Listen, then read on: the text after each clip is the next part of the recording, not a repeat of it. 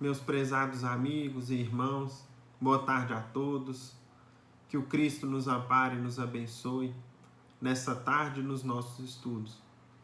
Hoje nós estamos estudando o capítulo 26 do Evangelho segundo o Espiritismo, que tem como título Dai gratuitamente o que gratuitamente recebestes.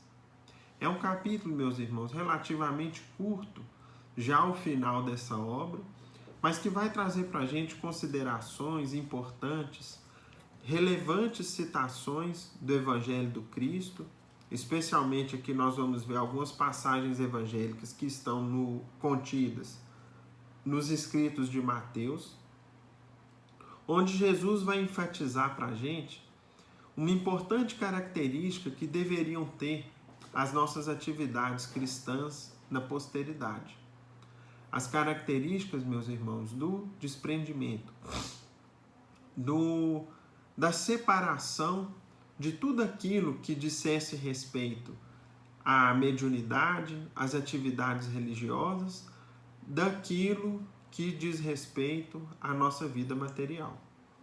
Esse tema, meus irmãos, a gente se depara com ele também quando a gente estuda o capítulo 16 do mesmo Evangelho segundo o Espiritismo, que é aquele capítulo que trata para a gente não se pode servir a Deus e a Mamon, mostrando para a gente lá com outro enfoque, mais no que diz respeito à nossa vida material, como que a gente deve lidar com as questões materiais na nossa vida, especialmente destacando para a gente lá naquele capítulo a necessidade do desapego, o que é a verdadeira propriedade, sobre a separação de a gente saber dar a César o que é de César e a Deus o que é de Deus.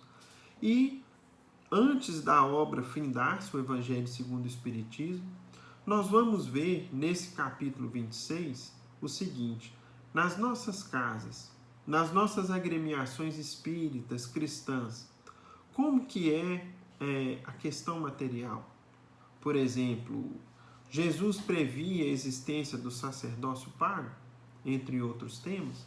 E aí nós vamos ver, meus amigos, como que o Cristo expôs e abordou esse tema à época e como que a doutrina espírita, ao resgatar passagens, personagens do cristianismo primitivo, aborda isso para a gente com muita clareza. Inicialmente, nós vemos aqui que o capítulo trata para a gente sobre o dom da cura. Quando Jesus, em Mateus 18, disse: restituí a saúde aos doentes, ressuscitai os mortos, curai os leprosos, expulsai os demônios, dai gratuitamente o que gratuitamente haveis recebido.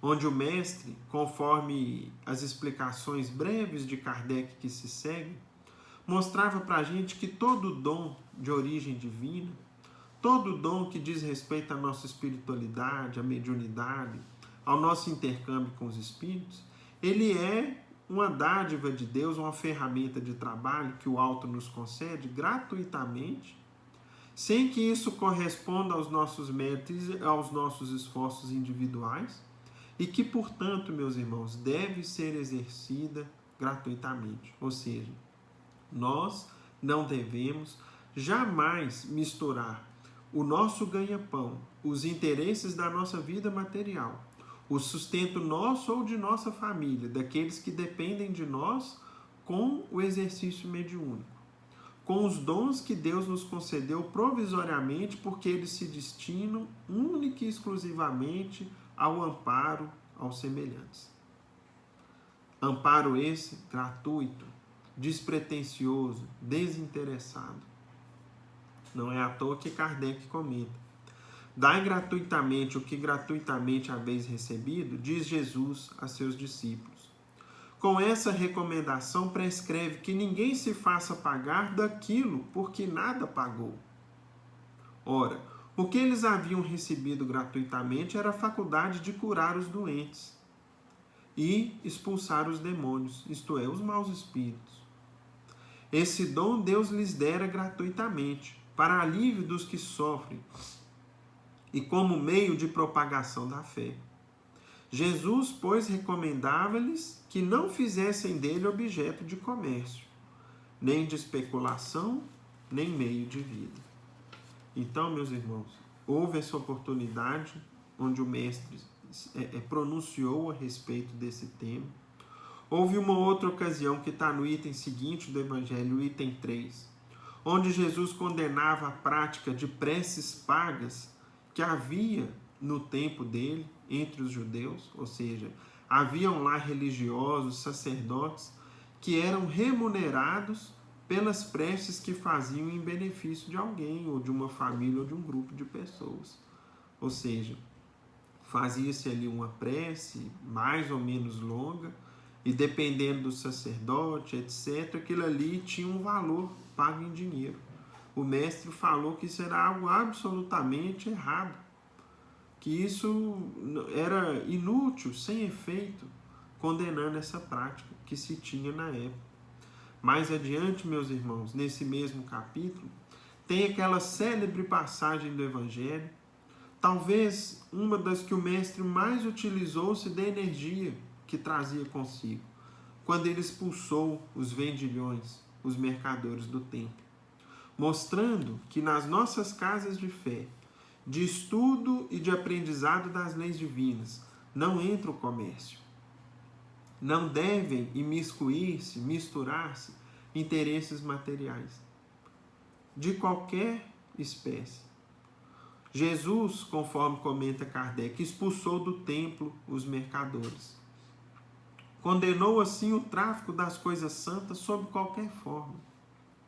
Deus não vende a sua bênção, nem o seu perdão, nem a entrada no reino dos céus. Não tem, pois, o homem o direito de lhes estipular preço.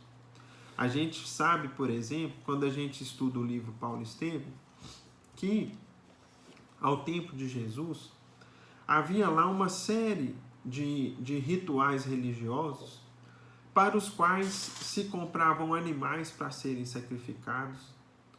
E aqueles animais ali tinham que ser comprados de determinados vendedores, que por sua vez eram escolhidos por aqueles diretores, por aqueles superiores no templo de Salomão. E tudo isso, meus irmãos, envolvendo interesses pessoais, interesses pagos, troca, permuta em dinheiro, dos quais aqueles envolvidos acabavam usufruindo. E o mestre, quando expulsa os vendilhões do templo, derrubando ali suas barracas, suas bancas, onde vendiam pombos, vendiam animais, vendiam objetos destinados ao culto exterior, mostra claramente para nós que nós assim não devíamos agir. E que aquele legado ficasse para o cristianismo que nascia, o que anos mais tarde acabou sendo esquecido e deturpado. Ou seja, Jesus dizia: não está escrito, minha casa será chamada casa de oração por todas as nações? Entretanto, fizestes dela um covil de ladrões. Então, meus irmãos, essas são, as lições do Cristo no que diz respeito à separação que deve haver entre o exercício da mediunidade, os dons que Deus nos concede e os interesses da vida material. Para a gente ilustrar o nosso estudo de hoje, nós vamos, meus irmãos, inicialmente aqui nos recorrer à obra que estamos estudando, que é o livro Paulo Estevam, em que vai mostrar para a gente o cristianismo primitivo, os seus elementos, ou seja, os primeiros cristãos, os elementos de fé, as suas práticas e como eram erguidas as instituições e como era a conduta desses cristãos no início da divulgação das lições de Jesus.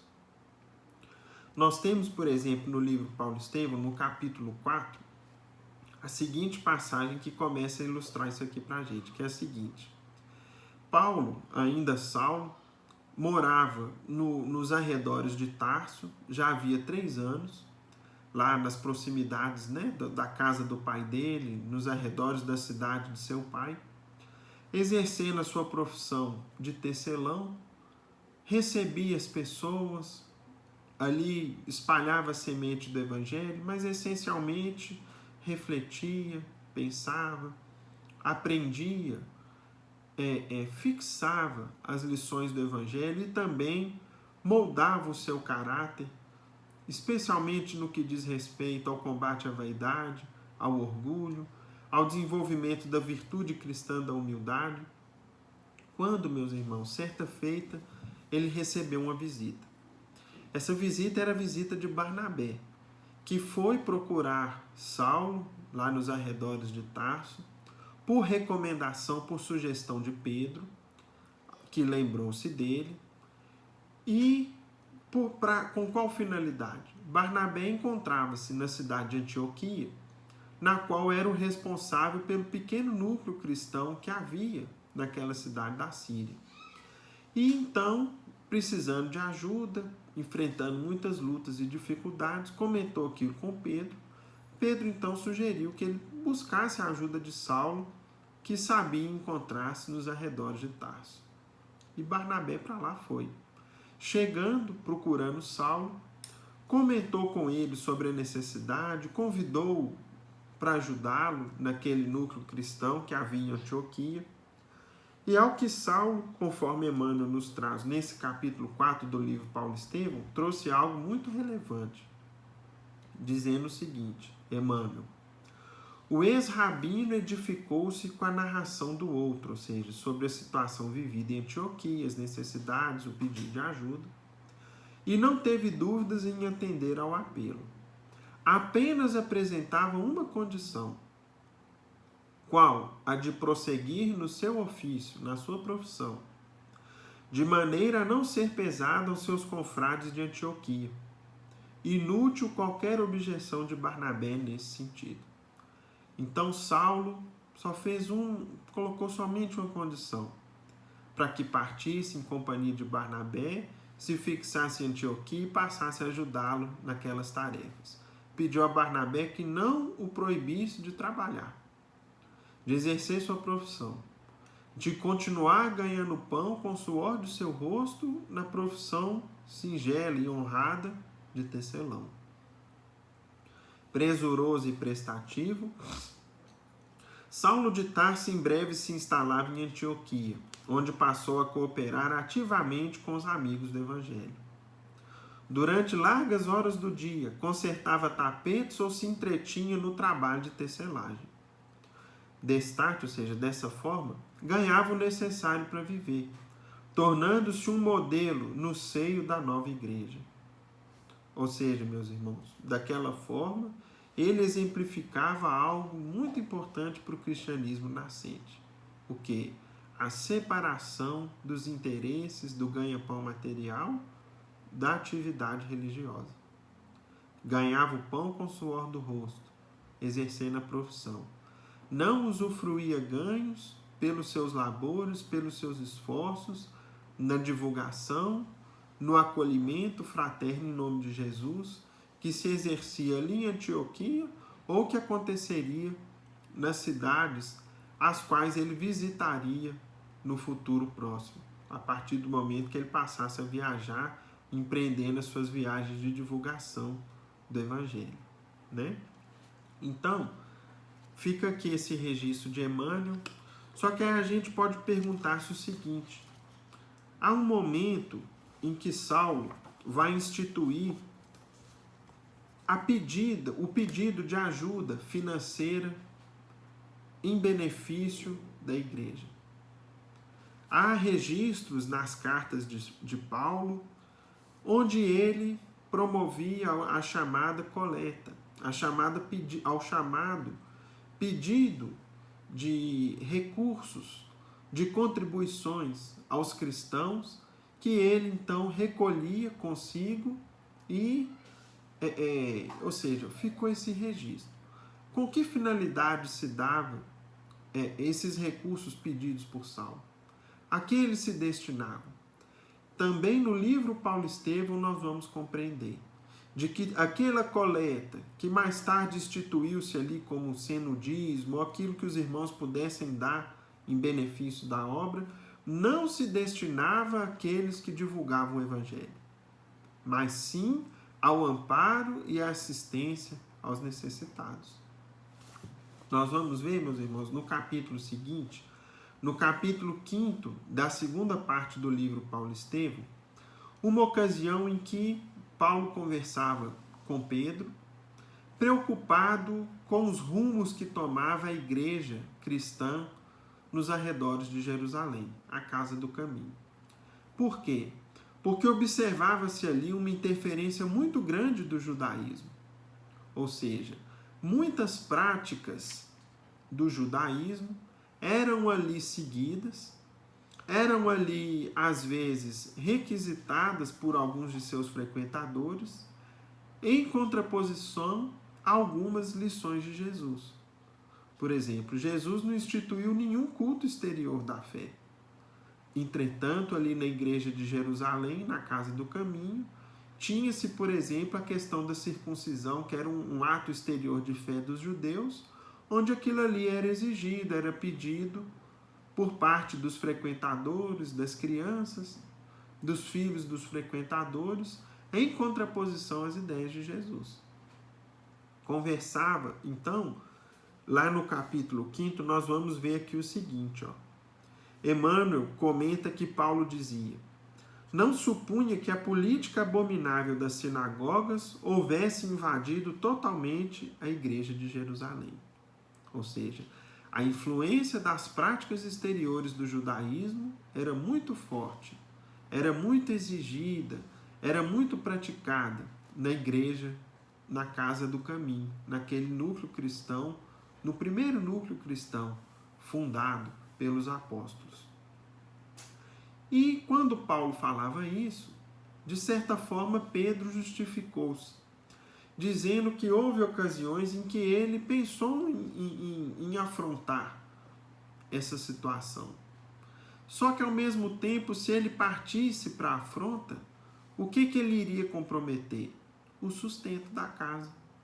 Porque observava-se que o número de necessitados ele era muito grande e os recursos para assistência aos necessitados partiam em grande parte de pessoas ligadas ao judaísmo que exerciam essa influência ali junto de Pedro e daqueles que dirigiam a Casa do Caminho.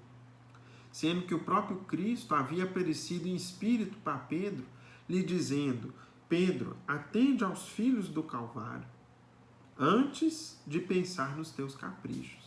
Ou seja, que Pedro não comprometesse a assistência aos necessitados.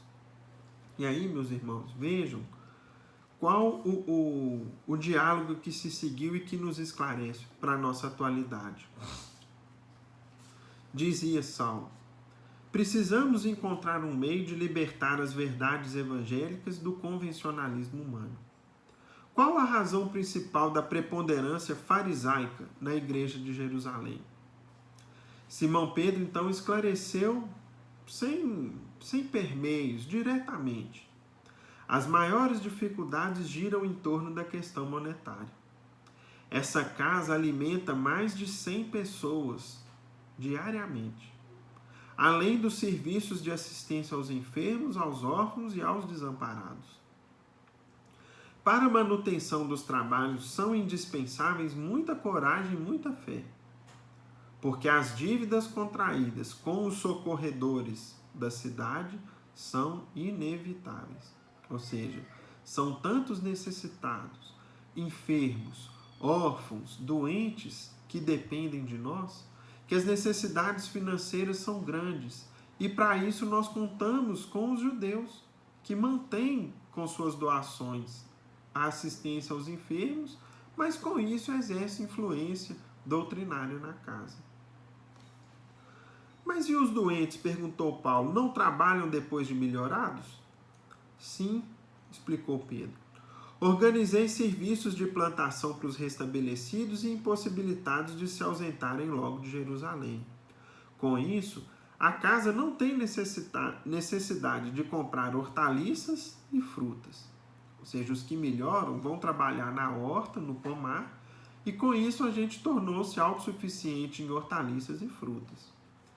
Quanto aos melhorados, vão tomando o encargo de enfermeiros dos mais desfavorecidos da saúde. Essa providência permitiu a dispensa de 2 homens remunerados, que nos auxiliavam na assistência aos loucos incuráveis ou de cura mais difícil.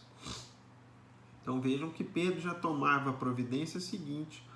Alguns daqueles que se restabeleceram passaram a ser enfermeiros dos mais enfermos e de cura prolongada, ou de aparente, de cura quase que impossível, ou seja, um quadro permanente ali de enfermidade, de loucura, né? Porque a Casa do Caminho era também como se fosse uma instituição psiquiátrica de longa permanência também naquela época. Então, eles conseguiram, inclusive, por meio daqueles que se melhoraram e se dedicaram à enfermagem, dispensar 2 trabalhadores remunerados.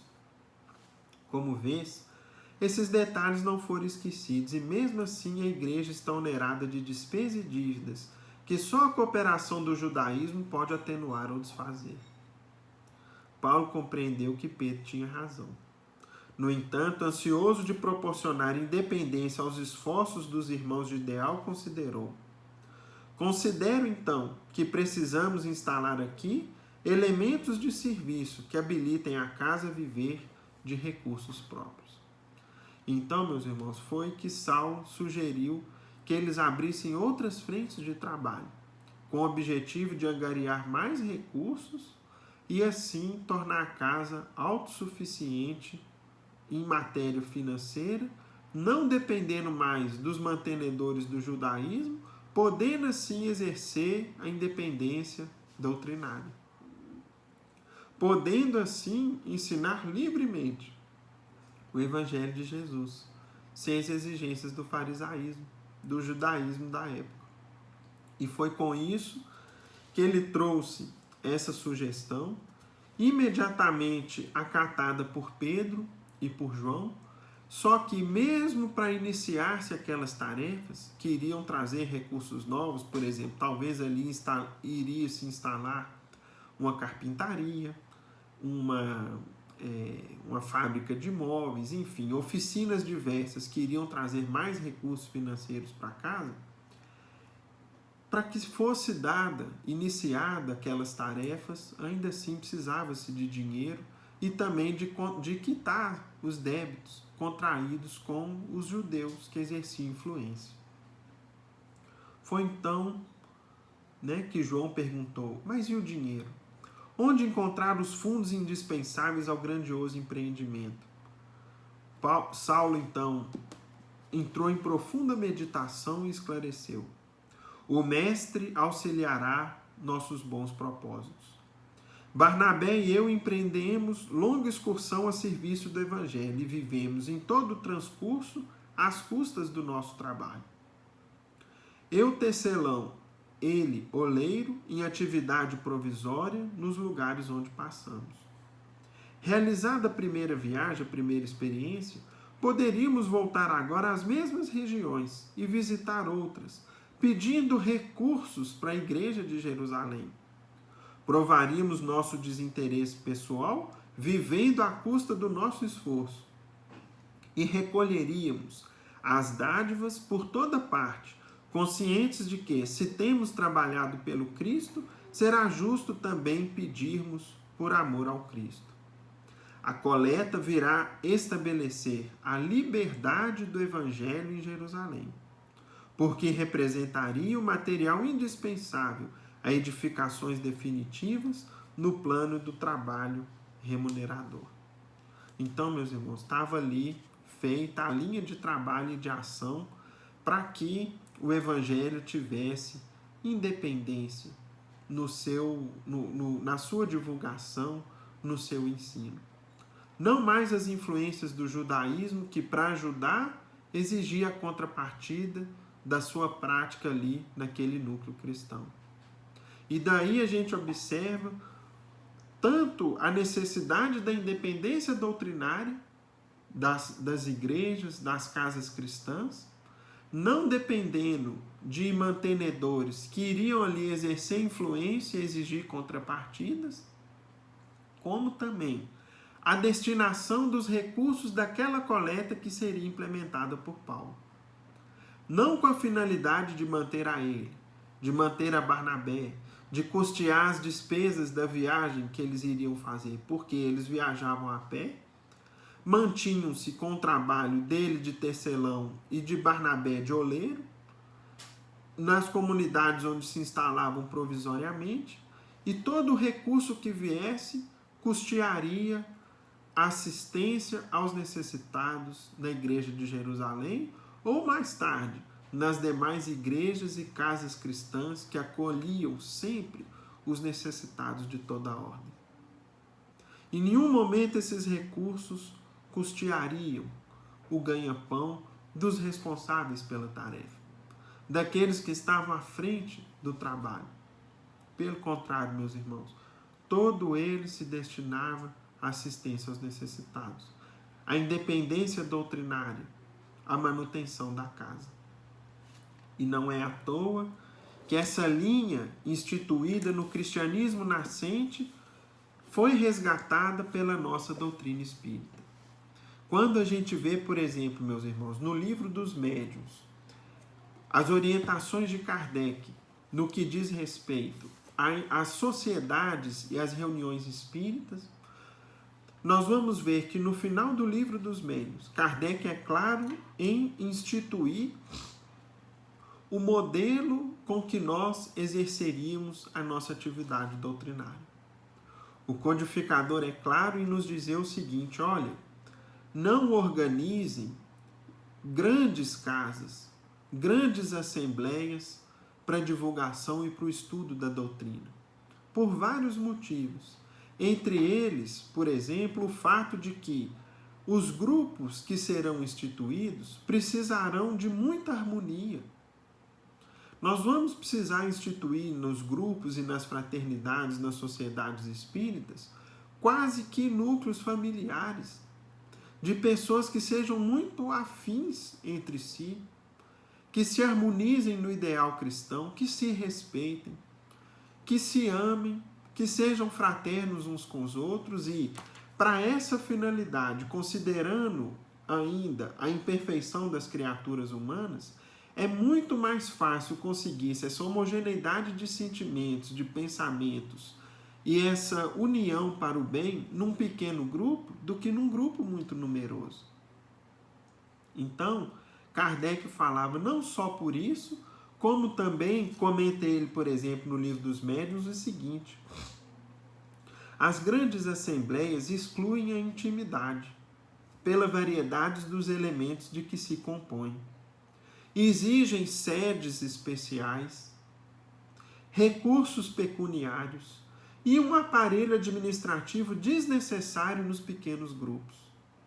A divergência dos caracteres, das ideias, das opiniões, aí se desenha melhor e oferece aos espíritos perturbadores mais facilidade para semearem a discórdia. E então, meus irmãos, a gente observa que as casas espíritas, portanto, devem formar-se em grande quantidade, ou seja, não de elementos que a compõem, mas muitos pequenos grupos, para que ali sejamos uma continuidade da nossa família, um grupo íntimo de amigos, uma segunda família, a família cristã. E ali a gente se harmonize, não criemos uma casa muito grande que exigiria ali talvez uma série de cooperadores remunerados, mas pelo contrário, nesses pequenos grupos, nós vamos observar que a colaboração de todos de forma voluntária mantém as atividades em funcionamento, sem que ali tenhamos a necessidade do trabalho remunerado. E é o que a gente observa, graças a Deus, em numerosas casas do movimento espírita. Na nossa querida casa, por exemplo, nós temos 2 cooperadores, verdadeiros amigos nossos, que são remunerados, que fazem a manutenção da casa, que tomam conta, estão ali presentes no dia a dia, fazendo a limpeza, a sua manutenção, e que, fora isso, todas as demais atividades se exercem de forma voluntária, como uma pequena doação do nosso tempo, dos nossos recursos, das nossas disponibilidades, em benefício, meus irmãos, da grande seara do Cristo. A esse respeito, sobre não misturarmos o exercício da mediunidade com os nossos interesses materiais, certa feita, o Chico, nosso querido Chico Xavier, foi procurado por um médium que pintava quadros mediúnicos, ou seja, ele tinha um fenômeno, uma mediunidade rara, na qual espíritos de pintores famosos se utilizavam dele para reproduzir obras no mesmo estilo em que pintavam quando encarnados. E as obras eram impressionantes pela semelhança entre a obra do espírito que ali se manifestava e se comunicava com a obra produzida por ele em vida. Ou seja, o estilo era muito semelhante. E quem estuda a arte sabe que Van Gogh tinha um gênero, né? Uma forma de pintar, Renoir tinha outra. Enfim, cada pintor, cada artista traz consigo um estilo que lhe é particular. E essa obra começou a chamar muita atenção, essa mediunidade, com a finalidade de divulgar o quê? Divulgar a existência da vida após a morte, a continuidade da nossa existência após a morte do corpo físico. Ou seja, um dos pintores dizia, por meio do médium, o seguinte: embora haja muita pintura no mundo, nossa missão é alegrar mais a vida, comprovando, sobretudo, que a morte não existe, que nós continuamos, que a vida continua. Combinamos as tintas e o quadro sai. Os incrédulos deveriam ver isso para saber que não morremos. Então, meus irmãos, esses quadros vinham por intermédio dele, entretanto, esse médium começava a apresentar dificuldades. Segundo eles, os espíritos às vezes queriam pintar constantemente, ou ele começava ali a ter uma grande parcela de seu tempo envolvido naquela atividade e foi procurar conselhos, aconselhar-se com o Chico. Quando o Chico então lhe disse: você pode disciplinar o trabalho, dando a eles um tempo adequado, ou seja, discipline, né? Mas não venda esses quadros, não ganhe a partir deles, não usufrua benefícios a partir do trabalho que você está fazendo. O médium então disse: eu falo com eles, vocês vivem em outra realidade, por isso não me compreendem. E aí começou a falar do que ele gastava, por exemplo, com as tintas. E o Chico insistiu: temos que achar um horário compatível. Ou seja, você precisa destinar algumas horas e uma parte do seu tempo para esse trabalho.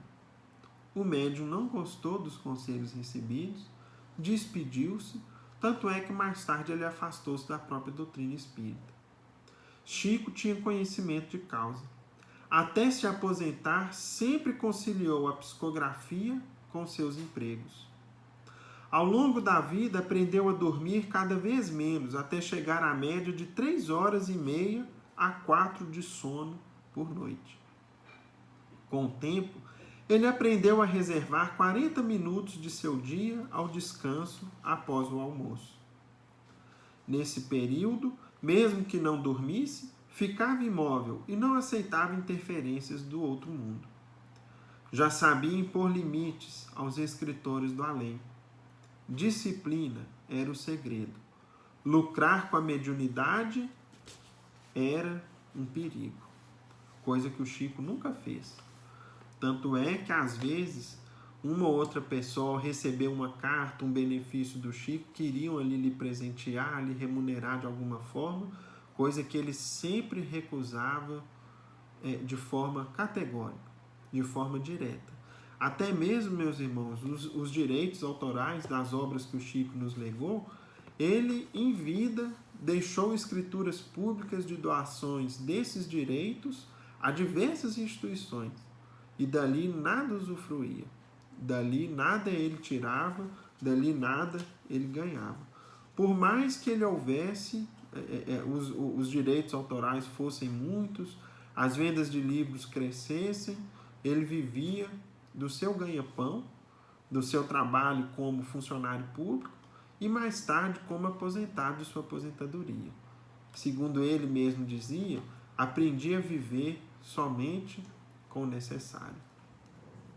Bom, meus irmãos, esse tema é muito amplo. Nós tínhamos aqui muito mais coisa para poder trazer, para poder ilustrar, mas o tempo nos limita. e não nos permite aqui a continuidade, né? A gente precisa aqui obedecer à restrição do tempo, que nós já até passamos um pouco. Vamos passar, portanto, a nossa prece de encerramento. Pai nosso, que estás nos céus, santificado seja o vosso nome. Venha a nós o vosso reino. Seja feita a vossa vontade, assim na terra como nos céus. O pão nosso de cada dia, dá-nos hoje, Senhor. Perdoa as nossas dívidas, assim como perdoamos aos nossos devedores. E não nos deixeis cair em tentação, livrando-nos do mal, porque vossos são o reino e o poder, a majestade e a glória, hoje e sempre, que assim seja. E com a nossa prece, em nome de Deus nosso Pai, de Jesus nosso Mestre amado, e de Paulo de Tarso, patrono de nossa casa de oração, estudo e trabalho, agradecemos ao alto e damos por encerrado o nosso singelo estudo na santa paz do Senhor. Que assim seja. Fiquem com Deus, meus amigos. Até a próxima.